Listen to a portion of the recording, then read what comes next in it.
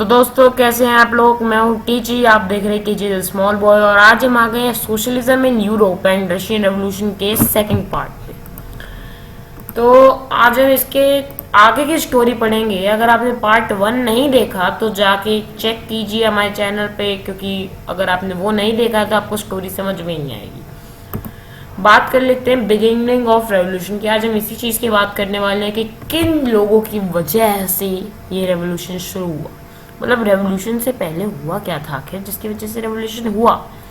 मैंने आपको पिछली बार बताया था कि बहुत एक्सप्लॉइटेशन हो रही थी, बहुत ही हालत खराब थी रशिया की, और जो वहाँ का राजा था वो काफ़ी बेकार था।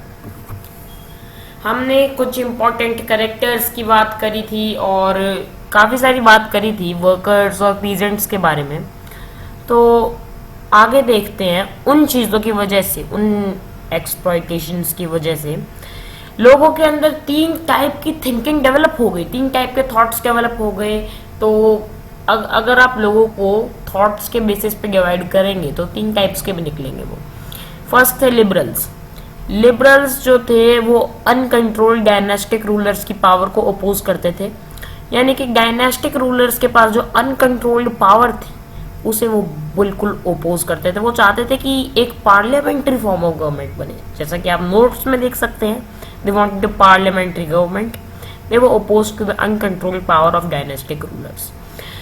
वो ऑल रिलीजन्स को टॉलरेट करना चाहते थे रशिया में, यानी कि जैसे कि वहाँ पे रशियन ऑर्थोडॉक्स जो वो रशियन ऑर्थोडॉक्स क्रिश्चियनिटी जो थी वो वहाँ सबसे ज़्यादा थी।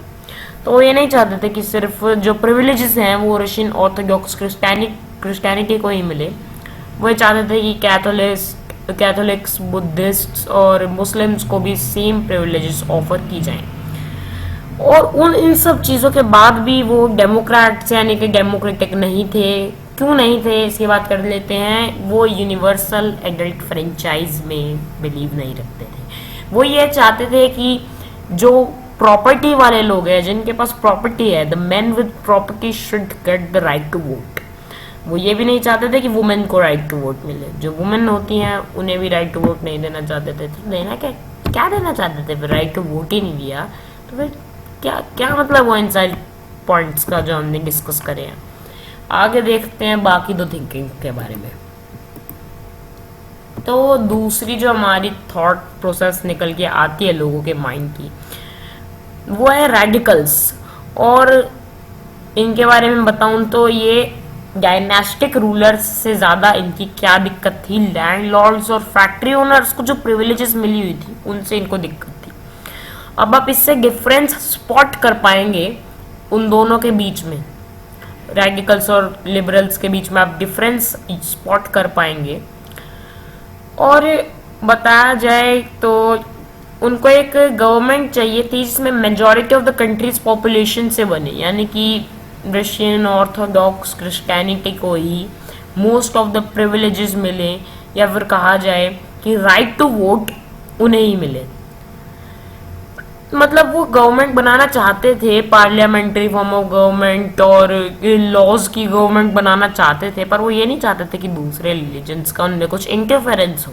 वो बस मेजॉरिटी रिलीजन के साथ मिलकर गवर्नमेंट बनाना चाहते थे। थर्ड बात उनकी कर ले तो वो ये चाहते थे कि यूनिवर्सल एडल्ट फ्रेंचाइज हो, और वो वुमेन सफ्रेगेट को सपोर्ट करते थे अनलाइक लिबरल्स। तो फिर भी वो नॉन डेमोक्रेट्स थे। अब आपको इसका आंसर कमेंट सेक्शन में करना होगा कि वो नॉन डेमोक्रेट्स क्यों थे। और आगे बात कर लेते हैं हमारे थर्ड थिंकिंग प्रोसेस की, जिसका नाम है कंजर्वेटिव्स। अब ये तो अलग ही चल रहे थे। रेडिकल्स और लिबरल्स दोनों को अपोज करते हुए इनकी लाइन अलग थी। ये चाहते थे कि पास्ट को रिस्पेक्ट किया जाए, यानी कि ज़ारिज्म जो कि था रशिया में उस टाइम, जो ज़ार और जरीना का सिस्टम था जिसमें ज़ार राजा होता था, जरीना रानी होती थी, वो सब ये चाहते थे कि पास्ट की रिस्पेक्ट हो। पर इतना सब कुछ देख के जो फ्रेंच रेवोल्यूशन है और बाकी सारे रेवोल्यूशंस, रिवोल्ट्स और एक्सप्लॉइटेशंस, इनको देख के इनको भी ये लगने लगा कि चेंज तो ज़रूरी है, बट अब भी ये सुधरे नहीं। इनको ये चाहिए था स्लो प्रोसेस से चेंज आए। और आपको क्या लगता है कि कंजर्वेटिव्स कौन होंगे? मुझे तो ऐसा ही लगता है कि कंजर्वेटिव्स वही होंगे जिन्हें most of the privileges gain हुई थी, यानी कि clergy, nobility, landlords, factory owners, ये सब कंजर्वेटिव्स होंगे बस। तो आज की वीडियो के लिए दोस्तों इतना ही। अगर आप ऐसी एजुकेशनल छोटी वीडियोस देखना चाहते हैं हिंदी में तो हमारे चैनल को सब्सक्राइब करें। वीडियो पसंद आई तो लाइक करें और शेयर करें अपने दोस्तों के साथ। Thank you.